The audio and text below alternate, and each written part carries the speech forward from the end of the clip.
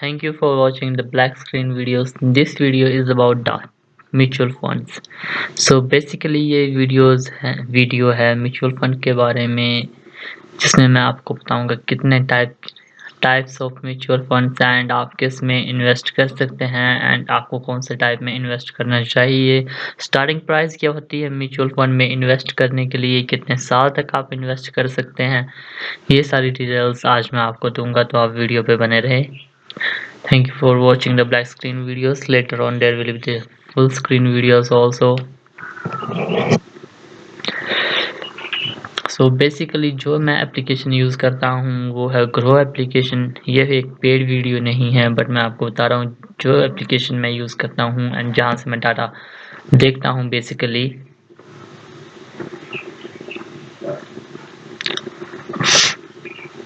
सो काफ़ी ज़्यादा mutual fund की कंपनीज हैं इंडिया में।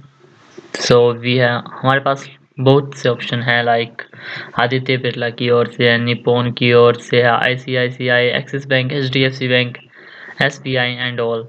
सो इसमें जो कि है, अगर आप साइट विजिट करें या एप्लीकेशन में विजिट करें तो वहाँ पे है high returns, tax saving, better than FD and after that है टॉप कंपनीज जिनके रिटर्न्स काफ़ी अच्छे हैं। SIP with 500, it means like full form होती है इसकी सिस्टमेटिक इन्वेस्टमेंट प्लान, जिससे कि आप हर महीने कुछ ना कुछ अमाउंट आप इन्वेस्ट करते हैं म्यूचुअल फंड्स में।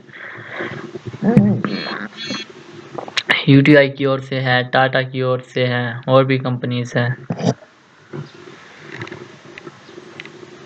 एंड इसमें कुछ म्यूचुअल फंड्स होते हैं जो कि आते हैं लॉकिंग पीरियड्स के साथ एंड कुछ होते हैं जो कि बिना लॉकिंग पीरियड्स के साथ आते हैं। सो इसमें है इन्वेस्ट क्विक एक्स में है, इसमें है invest in new fund offering, जिसमें जो कि न्यू फंड्स जो कि हैं आप उसमें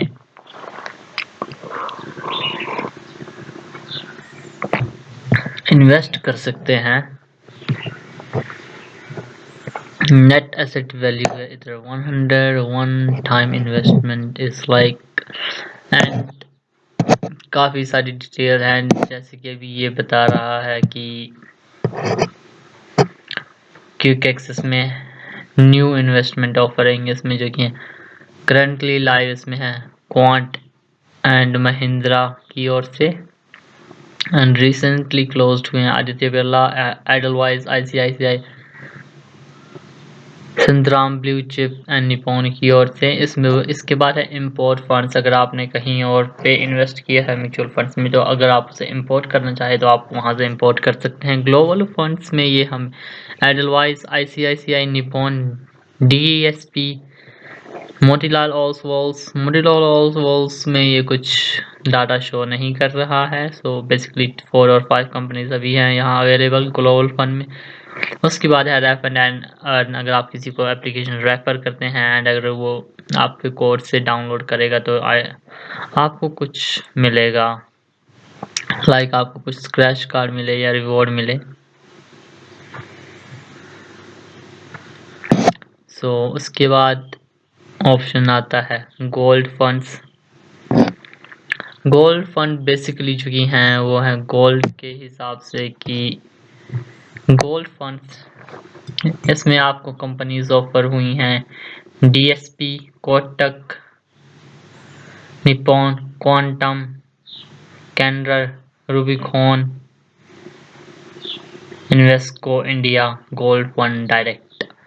तो इसमें अगर हम देखें 3 ईयर रिटर्न में सबसे हाईएस्ट है कोटक गोल्ड, 1 ईयर हाईएस्ट है डीएसपी, उसके बाद गोल्ड। एंड ये बेसिकली आपको लग जाएगा पता कि आपको कितने साल में कितना रिटर्न मिल रहा है।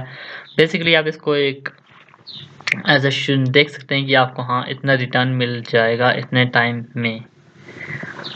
उसके बाद है स्मार्ट सेव। इसके अंदर इन्होंने आईसीआईसीआई प्रूडेंशियल के साथ टाई अप किया है, जिससे कि आपको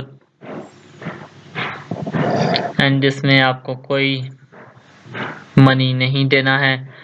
इंस्टेंट विड्रॉल है इसमें अप टू 50,000 एंड अब total amount will be invested. Invest करने के लिए आसान है। इसमें एक और फीचर एक्स्ट्रा 3 और 4% return compare to the saving account. So अगर आपके पैसे सेविंग अकाउंट्स में पड़े रहते हैं जो कि बेसिकली आप यूज़ नहीं करते हैं, तो अपने फ्यूचर के लिए सेव कर रहे हैं, तो आप इसमें इन्वेस्ट कर सकते हैं। उसके बाद है ऑप्शन आता है सेव टैक्स। बेसिकली ये हमें ऑप्शन देता है ELSS फंड में इन्वेस्ट करने के लिए। ELS फंड्स में इन्वेस्ट करने से पहले आप ये जान लें कि ELSS फंड्स आते हैं लॉकिंग पीरियड के साथ। कईयों का लॉकिंग पीरियड होता है 3 इयर्स का, कईयों का लॉकिंग पीरियड होता है 5 इयर्स का। तो बेसिकली उधर आपको ऊपर मेंशन भी होगा कि ये 3 ईयर के लिए लॉकिंग पीरियड है। इसमें आपको ऑफर हैं Axis, Mirae assets, Canara Robeco, Quantex, BOI, SBI, Parag, Tata, Kotak, Motilal Oswal, UTI, IDFC, L&T, Mahindra, Franklin India, Union bank. Basically आपको इसमें काफ़ी सारा ऑप्शन मिलते हैं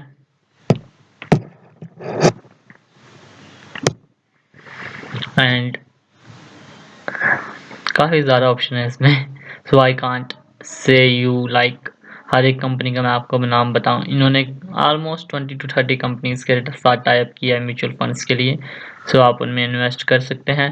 सो बेसिकली हम आपको बताएंगे कि अब आपको कौन से म्यूचुअल फंड में इन्वेस्ट करना चाहिए। ये तो था क्योंकि और यू बेसिकली अगर आप स्टूडेंट है तो आप स्मार्ट सेव में इन्वेस्ट करें,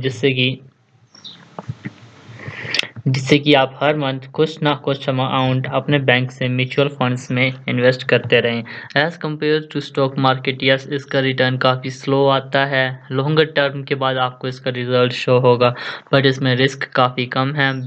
एंड अगर आप बेसिकली स्टॉक एंड इसकी ब्रोकरेज फीस भी नहीं है म्यूचुअल फंड्स की, which is a good thing.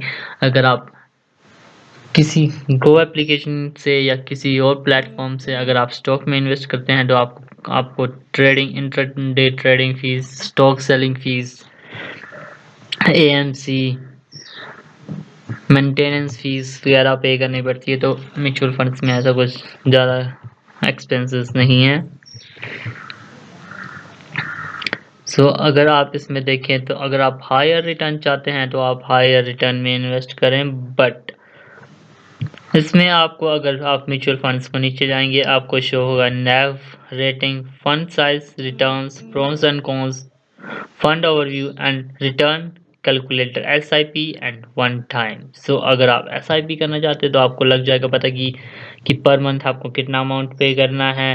And अगर आपने वन टाइम पे करना है तो आप वन टाइम पे क्लिक करें, उधर आपको लग जाएगा मिनिमम लमसम अमाउंट, जिससे कि आपको पता लग जाएगा कि आप इस पर्टिकुलर फंड में कितने रुपीस से स्टार्टिंग कर सकते हैं।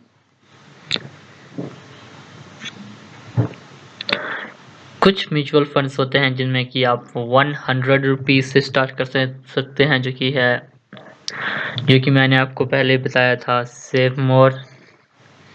एंड कुछ में आपको 5000, 10,000, 15,000, 1000, 2000 आपको स्टार्टिंग में उसमें इन्वेस्ट करना पड़ता है।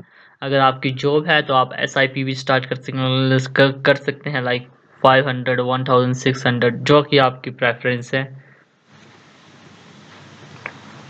एंड अगर आप स्टूडेंट हैं तो बेसिकली आप एक्स्ट्रा सेव में जाएं या आप एवरी मंथ अपनी ओर से इन्वेस्ट करें किसी एक पर्टिकुलर फंड में या डिफरेंट फंड्स में। अगर आप गोल्ड फंड में इन्वेस्ट करते हैं तो अगर गोल्ड्स की कीमत राइज होती हैं तो आपको बेसिकली ज़्यादा रिटर्न मिलेगा after 1 year and 2 years. And कुछ म्यूचुअल फंड्स में अगर आप इन्वेस्ट करते हैं इट विल टेक अराउंड, अगर आप वर्किंग डेज में इन्वेस्ट करते हैं बिना हॉलीडेज के, तो आपका 2 और 3 डेज में, आप 3 और 4 डेज में आपका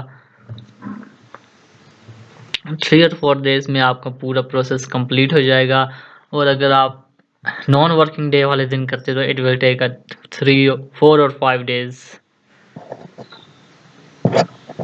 एंड अगर आप विड्रॉल करते हैं तो डिपेंड करता है कि आपका बैंक कौन सा है, ब्रांच कौन सी है एंड आप कब उसे विड्रॉल कर रहे हैं। समटाइम्स अगर आप विड्रॉल करें तो आप मनी को डायरेक्ट ग्रुप बैलेंस में भी आप विड्रॉल कर सकते हैं। एंड अगर आप चाहें तो डायरेक्ट अपने बैंक अकाउंट में भी ट्रांसफ़र करवा सकते हैं।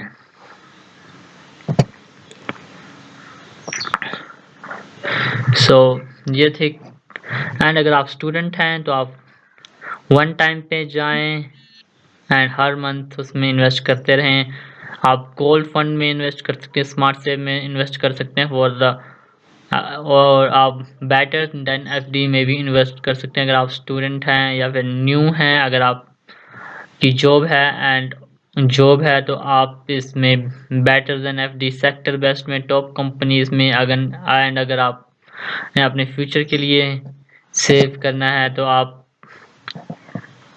ELSS में भी इन्वेस्ट कर सकते हैं बिकॉज वो लॉकिंग पीरियड के साथ आता है। सो अगर आपको अपने अकाउंट में अगर आपको पैसा इन्वेस्ट करना है तो आप उसमें भी इन्वेस्ट कर सकते हैं। लाइक अगर आपको कुछ अमाउंट है वो लाइक 50,000 30,000 अगर आपको कुछ 1-2 साल के लिए नहीं चाहिए तो आप उसे ELSS में भी इन्वेस्ट कर सकते हैं। Thank you for watching. I know this video is little bit long and मैं वीडियोस बनाता हूँ about investment reviews and the points which I want to share. Thank you.